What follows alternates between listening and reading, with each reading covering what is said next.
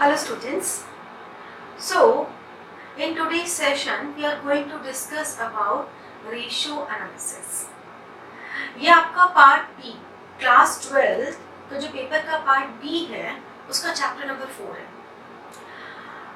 इसमें बहुत सारे फॉर्मूलाज हैं. इस चैप्टर की स्पेशलिटी ये है कि जिन बच्चों को भी डेबिट क्रेडिट से थोड़ा बहुत डर लगता है, इसमें ऐसा कुछ नहीं है.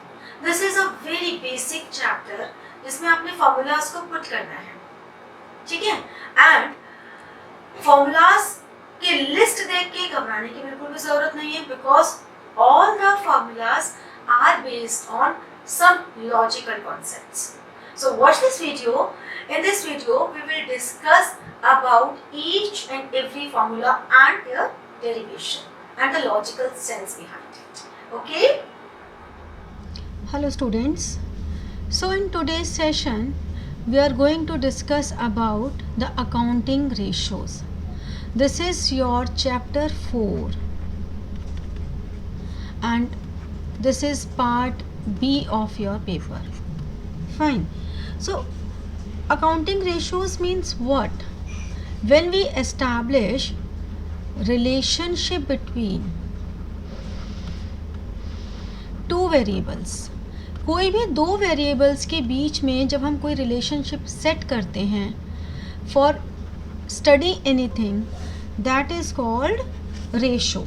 तो रेशो एनालिसिस में हमें यही करना है कि हमें दो ऐसे वेरिएबल जो कि इंडिपेंडेंट हैं, विच आर इंडिपेंडेंट, हम उनके बीच में एक अर्थमेटिक रिलेशनशिप एस्टैब्लिश कर देते हैं. ठीक है. तो वो जो अर्थमेटिक रिलेशनशिप हम एस्टैब्लिश कर रहे हैं and through which some conclusions can be withdrawn, that is called accounting ratios. जैसे कि अकाउंटिंग रेशोज़ को और अच्छे से समझने के लिए हम एक एग्जांपल ले सकते हैं. हमने कहा कि फॉर एग्जांपल 2009 में सेल्स हुई थी 1 लाख और प्रॉफिट हुआ 40,000. फिर 2010 में हमारी सेल्स डबल हो गई और प्रॉफिट भी हमारा इंक्रीज़ हुआ. Now it seems to be that our sales and profit both are increasing. But ratio analysis हमें ये हेल्प करती है कि क्या ये डेटा जो हमारे सामने हैं, ये डेटा कितना रिलायबल है और रिलायबिलिटी से भी ज़्यादा क्या इससे हम कोई रिज़ल्ट निकाल सकते हैं. मतलब पूरे डेटा को सिंप्लीफाई करना, उसके लिए हमें रेशोज़ की ज़रूरत है. ठीक है. फोरकास्टिंग करने के लिए, हमें प्लानिंग करने के लिए रेशोज़ की ज़रूरत पड़ती है. जैसे कि अब यहाँ पर 40% प्रॉफिट है, जबकि यहाँ पर प्रॉफिट 30% है. 40,000 is 40% of 1 lakh and 60,000 is 30% of 2 lakh. So however, sales and profit both are increasing, but still your profit percentage has been declining. तो ये हमें ध्यान से देखना होता है कि रेशो हमें कहाँ हेल्पफुल है. रेशो हमें डेटा को सिंप्लीफाई करने में, फोरकास्ट करने में, हमारे वीक एरियाज़ कौन से हैं उन्हें लोकेट करने में हेल्पफुल होती है. अब यहाँ अगर हम आते हैं तो अकाउंटिंग रेशोज़ के हमारे पास 4 टाइप्स हैं: liquidity ratio, solvency ratios, activity ratios and profitability ratios. Liquidity ratios हमारी शॉर्ट टर्म फाइनेंशियल ऑब्लिगेशंस को स्टडी करती है, जो विद इन अ ईयर वाले ऑब्लिगेशंस होते हैं. आपको इनके नाम से भी समझ में आ रहा होगा, current ratio and liquid ratio. जब हम इसे कैलकुलेट करते हैं तो प्रोपोर्शनेट में कैलकुलेट करते हैं. प्रोपोर्शनेट का मतलब suppose x is to 1, x.1 is to 1, x.32 is to 1, anything, कुछ भी हो सकता है, बट ये इज़ टू 1 ही रहेगा. It is always expressed in terms of is to 1. Fine. And same with the solvency ratios. Solvency ratios में solvency word का मतलब क्या हुआ? डेब्ट पेइंग कैपेसिटी. मीन्स जो हमारे लॉन्ग टर्म फाइनेंशियल ऑब्लिगेशंस हैं वो सॉल्वेंसी रेशोज़ के थ्रू हम स्टडी करते हैं. ठीक है, तो सॉल्वेंसी वर्ड का मतलब समझ में आया. सॉल्वेंसी वर्ड का मतलब क्या हुआ कि डेब्ट पेइंग कैपेसिटी कितनी है. 3 रेशोज़ हमें करने हैं: डेब्ट equity ratio, total assets to डेब्ट रेशो एंड प्रोप्राइटरी रेशो. ये भी हमेशा प्रोपोर्शनेट में ही आता है. ठीक है. थर्ड हमारे पास आता है एक्टिविटी रेशोज़. अब जो एक्टिविटी रेशोज़ हैं ये हमारी बेस्ड होती हैं टर्नओवर पर, based on turnover. Turnover word का मतलब क्या हो गया? Sales. For by chance sales नहीं हो तो हमें कॉस्ट ऑफ गुड्स सोल्ड को सोच लेते हैं, बट आप लोगों के साथ ऐसा नहीं होगा. आपको जनरली सेल्स गिवन ही होगी, because activity ratios are also called turnover ratios. ठीक है, तो ये टर्नओवर रेशोज़ में हमारी 4 कैटेगरीज आती हैं: debtors turnover, total assets to डेब्ट रेशो एंड प्रोप्राइटरी रेशो. ये भी आपके प्रोपोर्शनेट में ही आती है. फिर एक्टिविटी रेशोज़ में debtors turnover ratio, creditors turnover ratio, inventory turnover ratio जिसे हम स्टॉक टर्नओवर रेशो भी कहते हैं. ठीक है, inventory turnover ratio. And last one is working capital turnover ratio. तो ये रेशोज़ हमारी सारी सेल्स पर बेस्ड होती हैं और इनका आंसर हमेशा टाइम्स में आता है. टाइम्स में एक इंटीजर वैल्यू होती है. ठीक है, 4 times, 5 times, 5.6 times, any number of times. Profitability ratios जो हमेशा हमारी एक प्रॉफिट को बताती हैं कि हमारी फॉर्म को प्रॉफिट कितना हो रहा है, तो इसे हम कहते हैं they are based on profits और परसेंटेज में कैलकुलेट होती हैं. Gross profit ratio, operating ratio, net profit ratio and return on investment, ROI. Business studies में भी आपको ये रेशो पढ़ने को मिलेगी. अब देखो, जो लिक्विडिटी रेशोज़ हैं वो हमारी प्योरली बैलेंस शीट पर बेस्ड होती हैं. सॉल्वेंसी रेशोज़ हमारी प्योरली बैलेंस शीट पे बेस्ड होती हैं. प्रॉफिटेबिलिटी रेशोज़ में ये 3 ratios, gross profit, operating and net profit, हमारी इनकम स्टेटमेंट पर बेस्ड होती हैं. और ROI, return on investment, income statement and balance sheet दोनों पे बेस्ड होती हैं. और जितनी भी एक्टिविटी रेशोज़ हैं ये भी income statement and balance sheet दोनों पर बेस्ड होती हैं. ठीक है, अब हम 1 बाय 1 इन रेशोज़ को डिस्कस करेंगे. So liquidity ratios are divided in 2 ratios, current ratio and liquid ratio. Okay, current ratio is current assets upon current liabilities. अगर हम इसमें आइडियल रेशो की बात करें कि what is the ideal ratio या what is the pure ratio, that is always 2:1. ठीक है, करंट एसेट्स का मतलब क्या हुआ? करंट एसेट्स मतलब विच कैन बी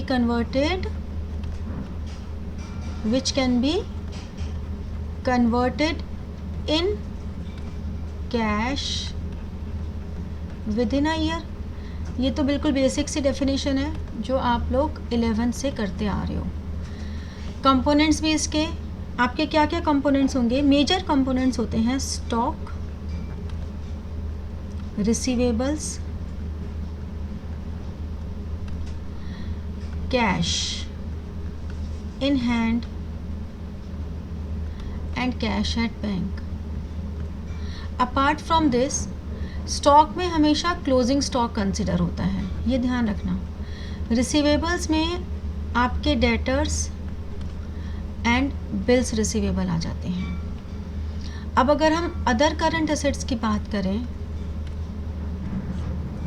तो इसमें आपके प्रीपेड एक्सपेंसेस,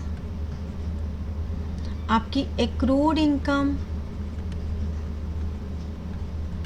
अगर किसी भी तरह के short term loans and advances दिए हुए हैं तो वो भी हमारे करंट एसेट्स में आएंगे।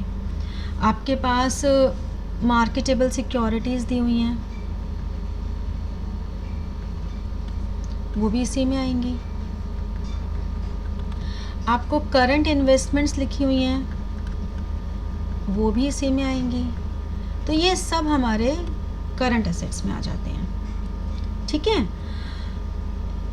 अब इसके अलावा अगर हम करंट लायबिलिटीज़ की बात करें तो which are to be paid within a year,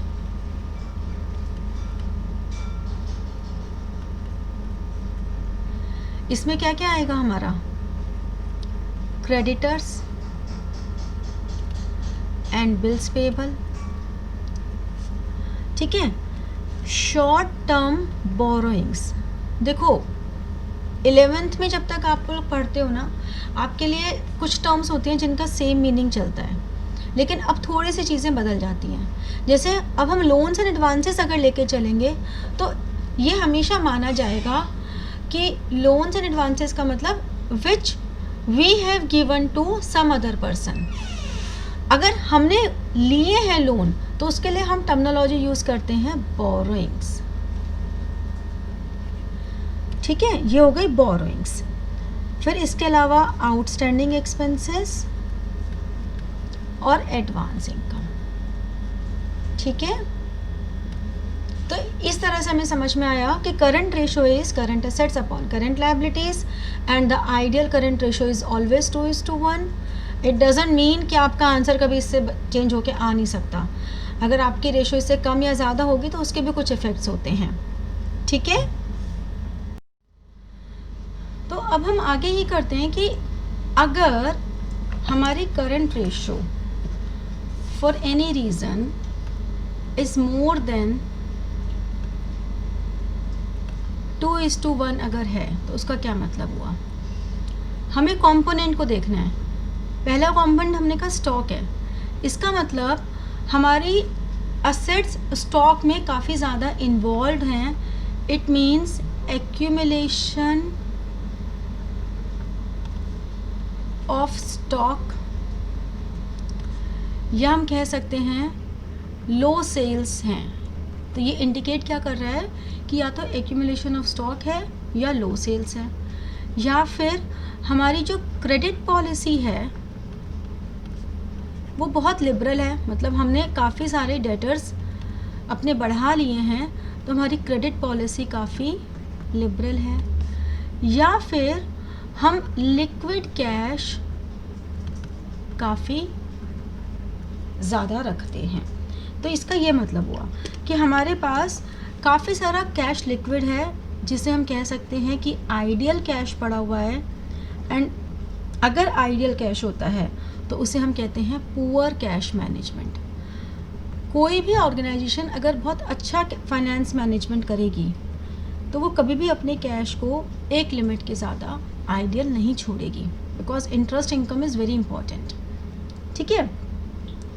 और अगर हमारी करंट रेशो लो है, अगर हमारी करंट रेशो लो है मतलब लेस देन 2:1 है, तो वो क्या इंडिकेट कर रही है, वो ये कह रही है कि आपने एडिक्वेट स्टॉक नहीं रखा हुआ।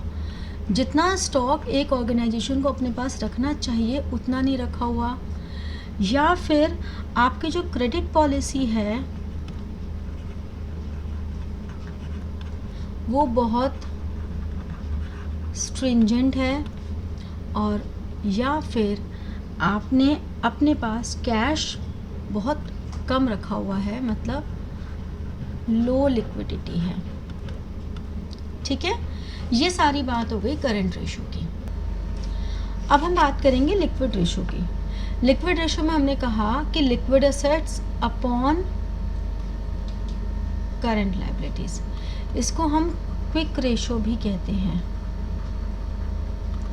इसको हम एसेट टेस्ट रेशो भी कहते हैं, ठीक है। और लिक्विड एसेट्स को हम क्विक एसेट्स भी कहते हैं, ठीक है। ये होते क्या हैं, जब करंट एसेट्स में से हम दो आइटम्स, एक तो क्लोजिंग स्टॉक और एक प्रीपेड एक्सपेंसेस, ये दो आइटम हम माइनस कर देते हैं तो हमें लिक्विड एसेट्स मिल जाते हैं। तो बेसिकली लिक्विड एसेट्स और करंट एसेट्स में डिफरेंस क्या हुआ, इन दोनों में डिफरेंस सिर्फ दो आइटम्स का हुआ, क्लोजिंग स्टॉक और प्रीपेड एक्सपेंसेस का, ठीक है। तो ideal liquid ratio is 1:1, means at least आपके पास स्टॉक छोड़ के आपके जो डेटर्स हैं प्लस बिल्स रिसीवेबल और plus cash and cash equivalents, मतलब cash at bank, current investments या short term loans and advances, ये सब मिला के एटलीस्ट इतने तो होने ही चाहिए जितनी आपको करंट लायबिलिटीज़ पे ऑफ करनी है, एटलीस्ट इतना तो होना ही चाहिए, ठीक है। तो ये हमारा 1:1 होता है। अब ऐसा नहीं होता कि ये सिर्फ दो फॉर्मूलाज ही हमारे काम आते हैं। जब इसके क्वेश्चंस आते हैं तो एकदम या तो डायरेक्ट क्वेश्चन आ जाते हैं, तब तो कोई प्रॉब्लम ही नहीं है। लेकिन कई बार डायरेक्ट क्वेश्चंस ना आके आपको कुछ डेरिवेटिव फॉर्मूलाज भी यूज़ करने पड़ते हैं। जैसे कि हमने कहा वर्किंग कैपिटल, वर्किंग कैपिटल क्या होती है, current assets minus current liabilities, ठीक है, ये वर्किंग कैपिटल है। एक और हमारे पास टर्म होती है कैपिटल एम्प्लॉयड। इस टर्म में एक तो हमारे पास होता है कि जो भी शेयर होल्डर्स फंड हैं, share holders fund plus long term debts minus fictitious assets. हम ऑल्दो फिक्टिशियस एसेट्स को बहुत ज़्यादा इंपॉर्टेंस नहीं देते, हम मान के चलते हैं दो आइटम्स ही। दूसरा fixed assets plus working capital. तो अगर हम लायबिलिटी अप्रोच से कैपिटल एम्प्लॉयड निकालें तो लायबिलिटी अप्रोच हमें कहती है share holders fund plus long term debts. अगर कोई फिक्टिशियस एसेट्स हैं लाइक एडवर्टाइजमेंट सस्पेंस या प्रिलिमिनरी एक्सपेंसेस तो माइनस कर देंगे। Fixed assets plus working capital हमारी असेट अप्रोच है। अब इसका करंट रेशो या लिक्विड रेशो से क्या लेना देना, इसको हम थोड़ा यहाँ तक पहुँचते हैं। पहले एक एक चीज़, share holders fund is equity share capital plus preference share capital plus reserve and surplus. जितने भी तरह के रिजर्व एंड सरप्लस या प्रेफरेंस शेयर कैपिटल या इक्विटी शेयर कैपिटल है, ठीक है, ये equity share capital, preference share capital, reserve and surplus में जितने भी एक्यूमुलेटेड प्रॉफिट्स हैं वो सब आ जाते हैं। प्रॉफिट एंड लॉस अकाउंट हो गया, किसी भी कोई भी तरह का रिजर्व हो गया, सब आ जाता है। अगर प्रॉफिट एंड लॉस अकाउंट का डेबिट बैलेंस है तो वो लॉस है, माइनस कर देंगे। तो ये सारी आइटम्स हमारे शेयर होल्डर्स फंड में आती हैं। लॉन्ग टर्म डेब्ट्स जो सिक्योर्ड डेब्ट्स होते हैं लाइक डिबेंचर्स एंड ऑल, या लॉन्ग टर्म बोरोइंग्स हो गई। फिक्स्ड एसेट्स हमेशा नेट लेते हैं, मतलब आफ्टर डेप्रिसिएशन लेते हैं। और वर्किंग कैपिटल तो हमने किया ही है कि current assets minus current liabilities. अब हम इसको थोड़ा इस तरह से लिखते हैं, बहुत सारे फॉर्मूले तुम्हारे निकल कर आ जाएंगे। तो तुम अगर इस डेरिवेशन को समझ लोगे तो तुम्हारी नेक्स्ट जो रेशोज़ हैं हमारी सॉल्वेंसी रेशोज़, उनकी भी समस्या तुम्हारी ऑलमोस्ट यहीं पर सॉल्व हो जाएगी, ठीक है। कैसे, देखो share holders fund plus long term debts is equal to fix assets plus working capital. इसको हम ब्रेक करते हैं। Share holders fund plus long term debts, हमने इन दोनों को इक्वल क्यों किया है तो समझ में आ ही गया कि कैपिटल एम्प्लॉयड के ये दोनों फॉर्मूले हैं। हमने कहा current assets plus minus current liabilities, ठीक है, ये हो गया। अगर हम इन दोनों को ऐड कर दें तो ये टोटल एसेट्स बन जाते हैं। तो अब हम क्या कह सकते हैं, share holders fund plus long term debts is equal to total assets minus current liabilities. अगर मैं इसको इधर ले आऊँ तो share holders fund plus long term debts plus current liabilities is equal to total assets. तो अब हम क्या कह सकते हैं कि लॉन्ग टर्म डेब्ट्स और शॉर्ट टर्म डेब्ट्स मिला के टोटल डेब्ट्स हो गए, यानी कि share holders fund plus total debts is equal to total assets. Total assets minus total debts is equal to share holders fund, या share holders fund minus total assets is total debts. ये हमारे पास अलग अलग formulas निकल कर आ गए। यहाँ से हमें वर्किंग कैपिटल अगर गिवन है, हमें करंट एसेट्स निकालने हैं, हमें करंट लायबिलिटीज़ भी नहीं दी हुई, तो ये सारी जो हमने इक्वेशन की है इन सब से हम कोई भी मिसिंग फिगर निकाल सकते हैं। हम करंट लायबिलिटीज़ भी निकाल सकते हैं, ठीक है, हम करंट एसेट्स भी निकाल सकते हैं, कोई भी मिसिंग फिगर निकाल सकते हैं, ठीक है। ये हमारे पास बिल्कुल ऐसा नहीं लगता कि इसमें अकाउंट्स के कोई रूल्स लग रहे हैं, बिल्कुल बेसिक से इक्वेशन बेस्ड क्वेश्चंस होते हैं, सिंपल, ठीक है। अब हम आते हैं नेक्स्ट रेशोज़ पे। सॉल्वेंसी रेशोज़ यानी कि लॉन्ग टर्म सॉल्वेंसी रेशोज़, ये हमेशा किस में आती हैं, टाइम्स में, या फिर हम इसको 1:1 में प्रोपोर्शनेट में भी ले सकते हैं, ठीक है ना। अब पहली रेशो है डेब्ट इक्विटी रेशो। डेब्ट इक्विटी रेशो का मतलब क्या हुआ कि what is the relationship between external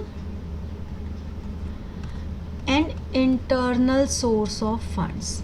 हमारे जो एक्सटर्नल और इंटरनल सोर्स ऑफ फंड्स हैं उनके बीच में क्या रिलेशन है। अगर एक हाई डेब्ट इक्विटी रेशो है तो वो ये बताती है कि firm is dependent on borrowings, वो एक्सटर्नल बोरोइंग्स पे ज़्यादा डिपेंडेंट है एज कंपेयर टू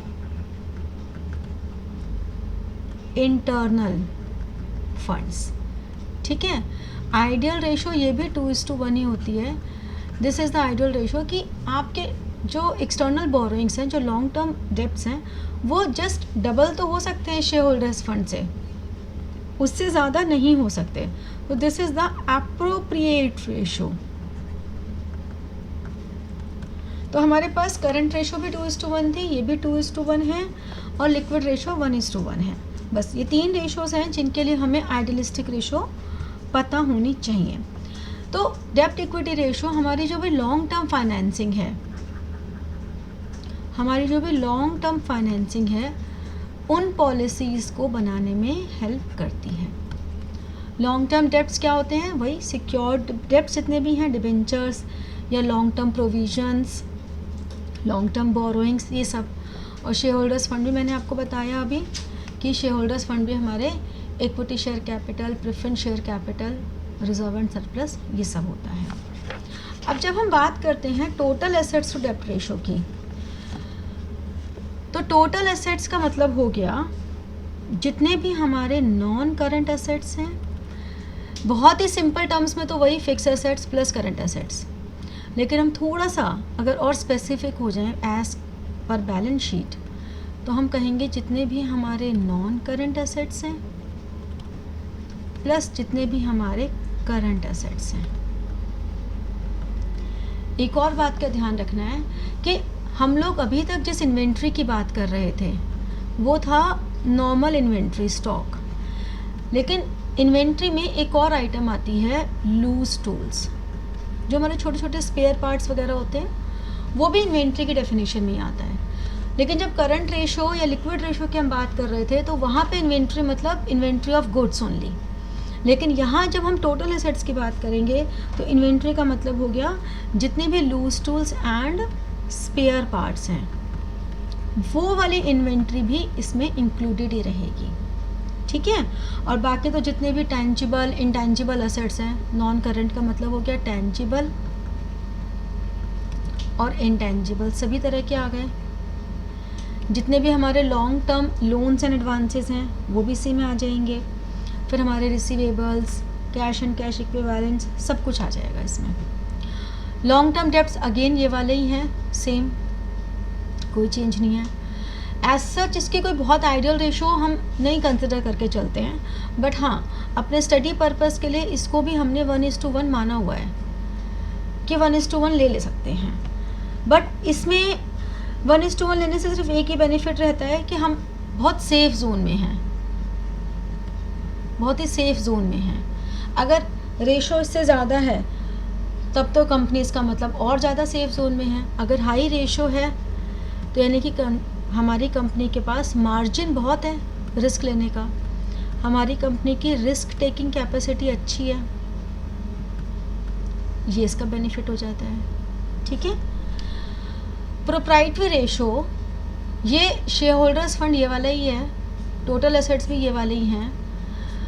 आंसर भी इसका नॉर्मली 1:1 में भी आ सकता है, टाइम्स में भी आ सकता है, बट जो मोस्ट पॉपुलर वे है इसके आंसर का, तो मोस्ट पॉपुलर वे ये है कि हम share holders fund upon total assets into 100 कर देते हैं, तो हमारा परसेंटेज में आंसर आ जाता है, ठीक है। वो आंसर हमारा परसेंटेज में आ जाता है। प्रोप्राइटरी रेशो ये बताती है कि हमारे असेट्स और हमारे शेयर होल्डर्स फंड का आपस में क्या रिलेशन है।